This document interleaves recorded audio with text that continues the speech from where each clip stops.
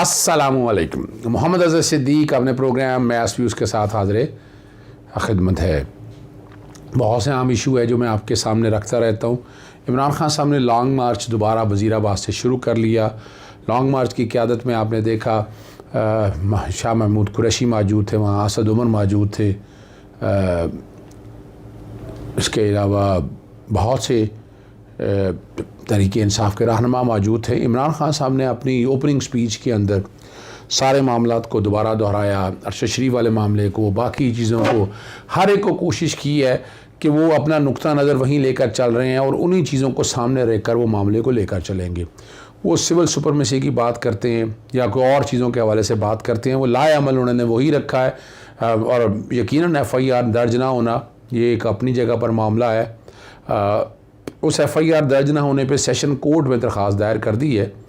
मैंने ये मामला, मैं चूँकि अब सुप्रीम कोर्ट का फ़ैसला पढ़ चुका हूँ और मैंने बैकग्राउंड पे चलाया भी था लास्ट डेट के ऊपर भी, उसका दूसरा पैरा बड़ा क्लियर है जिस पे जस्टिस याहिया अफरीदी के तो एतराज़ात थे FIR दर्ज करने के हवाले से, लेकिन कानून तो बड़ा क्लियर है यहाँ पर। और उस कानून को सामने रख कर अगर देखा जाए तो सुप्रीम कोर्ट आर्टिकल 187 के साथ बहुत इख्तियारात हैं। वो जिस तरह मर्ज़ी ऑर्डर पास कर दे, आर्टिकल 187 भी बैकग्राउंड पे आपके चल रहा होगा, तो वो तो इख्तियारात मौजूद हैं। अब उस चीज़ों को अगर सामने रख कर देखें तो जो पर्चा इमरान खान साहब कह रहे थे वो तो पर्चा दर्ज नहीं हुआ है, सरकार ने पर्चा दर्ज कर दिया है और सरकार ऐसा पर्चा दर्ज कर सकती है या नहीं।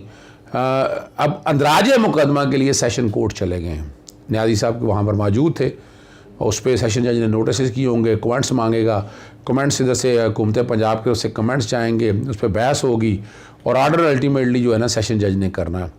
और सेशन जज ऑर्डर क्या कर सकता है, ये सेशन जज नए FIR का ऑर्डर फ़र्ज़ करें कर भी देता है, मैं एक बात कर रहा हूँ, तो क्या होगा, चैलेंज होगा हाई कोर्ट में, मामला फिर हाई कोर्ट में आ जाएगा। तो ये इतना आसान काम नहीं है।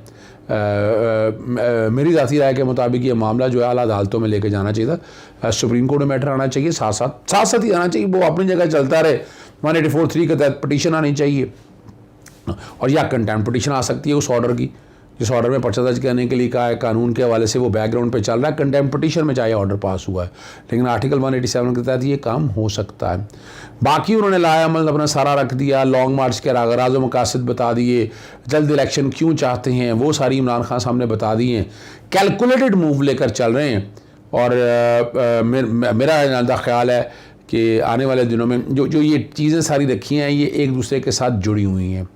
Chief of the army staff की तैनाती के हवाले से जो नया 29 नवंबर तक है, जनरल बाजवा साहब 8B 8C, वो मैं पहले भी आप लोगों के साथ शेयर कर चुका हूँ कि जहाँ तैनाती होनी है 64 साल की एज तक एक्सटेंशंस हो सकती हैं, लेकिन किसी वक्त भी जो है ना chief of the army staff तैनात किया जा सकता है। और बाकी आप देख रहे हैं ये फ़ैसला अब इदारे ने करना है। अब इदारा आगे जिस तरह की बातें हो चुकी हैं, जिस तरह के इल्ज़ामात लग चुके हैं, वो कैसे ही सारे मामलों को सीधा किया जा सकेगा ये वो देखने वाली बात है। इमरान खान साहब ने सवाल तो उठा दिए हैं, अब इन सवालों का जवाब भी आपको वहीं से मिलेगा, वो मैं और आप तो नहीं दे सकते हैं, ये जिन्होंने सवालों का जवाब देना है वही सवालों के जवाब देंगे। लाहौर हाई कोर्ट में 25 मई पर जो है ना आंसू गैस और पुलिस तशद्दुद का मामला है। जस्टिस अनवारुल हक पन्नू साहब के पास दरख्वास्त थी, बताया कि पंजाब हुकूमत ने रिपोर्ट दाखिल की है, जवाब दाखिल नहीं किया। वफाकी हुकूमत ने फिर टाइम लिया है, वहाँ मैंने बताया कि अब दोबारा लॉन्ग मार्च होने वाला है, लेकिन उससे पहले ये जवाब दाखिल नहीं करना चाहते, ये फिर वही फोर्स इस्तेमाल करना चाहते हैं, आंसू गैस वही इस्तेमाल करना चाहते हैं। तो और इस तरह का मामला जो है जैसे शाहिद करीम साहब के पास ज़ेर इल्तवा है, ये मामला भी सारा वहीं भेज दिया जाए। तारीख़ी हरबे इस्तेमाल कर रही हैं दोनों हुकूमतें, और ये तो वो मामला जो बुनियादी हक़ के तहफ़्फ़ुज़ का है, इस पर फौरी फ़ैसला होना चाहिए। अब एक इस निज़ामी अदल पे एक बड़ा सवाल है, और वो ट्वीट भैंस चोरी का जो मुकदमे में नामजद मुलज़िम की ज़मानत खारिज हो गई और हाथा अदालत से दौड़ लगा दी और पुलिस ने उसको हिरासत में ले लिया। थाना साहिवाल का है ये मुकदमा, जस्टिस अनवारुल हक पन्नू ने मुलज़िम की अबूरी ज़मानत खारिज की, तो यहाँ सवाल उठ गया, ट्वीट भी आ गया और बैकग्राउंड पे वो तस्वीर भी चल रही होगी जिस तरह वो भागा जा रहा है। तो ये वो सवाल है जो निज़ामी अदल पे लोग उठा रहे हैं, और मैं बार बार इसको क्लियर करता हूँ कि खुदारा ये 130 नंबर पे जो अदलिया को डाला जा रहा है वो गलत फैक्ट्स के ऊपर है। वर्ल्ड जस्टिस प्रोजेक्ट को बड़ी दफ़ा मैं लिख चुका हूँ, कोई वजाहत नहीं दी है उन्होंने। ये 66 सियासतदानों के केसों को मत मिलाएं उसके साथ, लेकिन ये सवाल आए, सवाल का फैसला अब आप हमें देना ही पड़ना है। और इलेक्शन कमीशन के अहकामात पर अमल तौहीन कमीशन के इख्तियार के खिलाफ लाहौर हाई कोर्ट में केस की समाअत हुई। जस्टिस आबिद अजीज साहब के पास थी। वफाकी हुकूमत, सूबाई हुकूमत और इलेक्शन कमीशन जो है ना वो पेश हुए। अब सब ने टाइम मांगा है जवाब दाखिल करने के लिए। वफाकी हुकूमत ने भी, सूबाई जो कि सेक्शन 27A के नोटिस जारी हुए हैं और उसमें मावनत के लिए अपना अटॉर्नी जनरल और एडवोकेट जनरल ने जवाब देने हैं।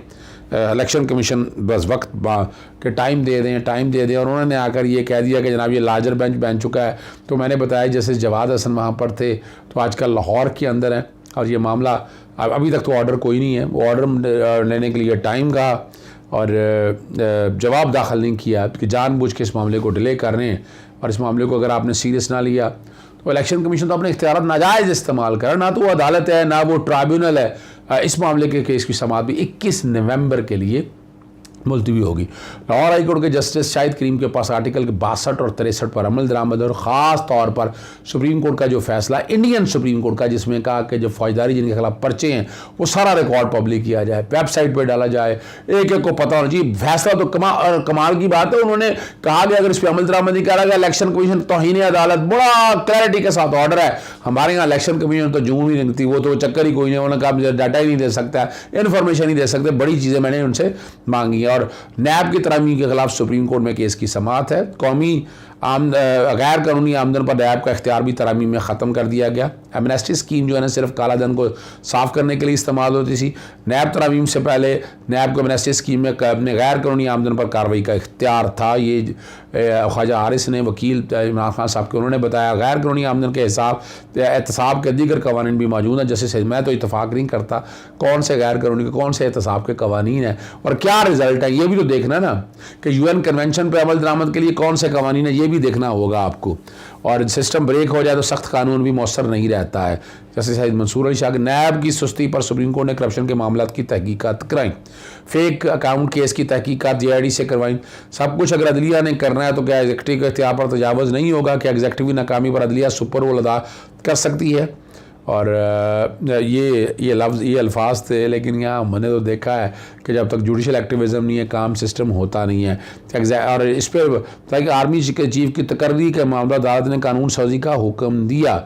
वज़ीर आज़म को मुल्क चलाना ना आए तो क्या अदलिया मुल्क को चलाएगी? बिल्कुल चलाएगी जी। अगर ये बुनियादी हक़ के तहफ़्फ़ुज़ की बातें हो रही हैं और ये अदालतों ने करनी है, मैं तो लफ्ज़ ड्यूटी का इस्तेमाल करता हूँ इस हवाले से। और कोई कहे कि हुकूमत मशकूक हो, वज़ीर आज़म मुतनाज़ा, तो अदलिया हुकूमत चलाएगी। जैसे सईद मंसूर अली शाह साहब के रिमार्क्स हैं ये जिसको कह रहा है, इस चीज़ को कहीं तो रुकना होगा। क्या बुनियादी हकूक़ के तहफ़्फ़ुज़ में इख्तियारात की तकसीम की लकीर अदलिया अबूर कर सकती है? ये जैसे सईद मंसूर अली शाह साहब के रिमार्क्स थे। अदलिया एग्जेक्टिव के इख्तियार पर तजावज़ नहीं कर सकती है। चीफ जस्टिस साहब के रिमार्क्स हैं। अदलिया एग्जेक्टिव को अपनी जिम्मेदारी पूरी करने का कह सकती है। बिल्कुल यही तो मांग रहे हैं, और क्या मांग रहे हैं? अदलिया एग्जेक्टिव का इख्तियार इस्तेमाल नहीं कर सकती। सूमोटो का इख्तियार बड़े एहतियात से इस्तेमाल करना पड़ता है। चीफ जस्टिस साहब के रिमार्क्स हैं। अदलिया इंतजामिया के कई इक़दाम को कलअदम करार दिया है। जैसे मंसूर अली शाह साहब इस हवाले से कई अदालती फैसलाजात भी मौजूद हैं। तो नैब तरमीम से कई शिकों को निकाल दिया गया। आपका मौक़िफ़ कहता है कि निकाली गई शईकें दोबारा बहाल की जाएँ। ये सूरत हाल माजी से मुख्तलिफ और मुनफरिद है।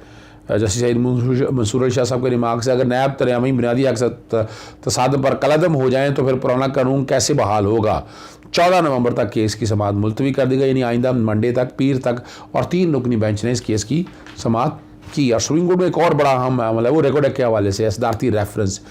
इसमें नई जूरिस्प्रूडेंस इवॉल्व होने जा रही हैं, जो कि रिव्यू भी खारिज हो चुका है, जो कि इंटरनेशनल आर्बिट्रेशन का अवार्ड आ चुका है। अब उसमें रास्ता निकाला जा रहा है कि उस फैसले की तौहीन भी ना हो और ये काम भी सारा हो जाए। चीफ जस्टिस का हुकूमत को रेकॉर्ड एक्ट मंसूबे पर बाकायदा अथॉरिटी और हुकूमत पॉलिसी बनाने का मशवरा दिया है। रेकॉर्ड एक्ट मंसूबे का पिछला मायदा मखसूस कंपनी के लिए रूल्स में नरमी देने पर कलअदम हुआ। जैसे चीफ जस्टिस साहब के रिमार्क्स हैं।